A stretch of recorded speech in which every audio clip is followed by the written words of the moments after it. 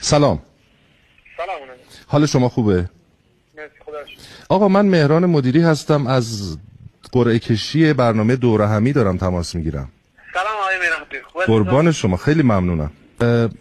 اهل کجا هستین؟ من گنبد کاووس. گنبد کاووس. شغلتون چیه؟ من پیش موتوری هستم.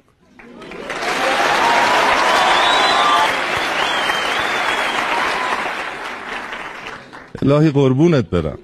خواهش می‌کنم. سلامت. چند سالتونه؟ من 32 سالم. 32 سال. متأهلین؟ بله بله. بچه هم دارین؟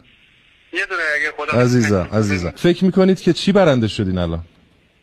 هرچی خدا تقدیر کنه. شما برنده یک دستگاه BMW شدین.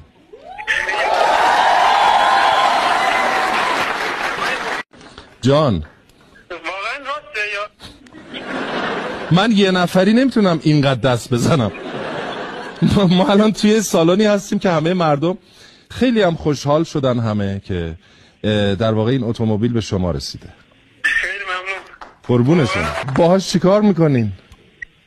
اگه انشالله خدا قسمت کنه اولش که برای حج ترشیف میکنم. برای حج؟ خب اگه قسمت کنه بعد برای خونه و آها، یعنی میفروشینش، از پولش استفاده میکنه.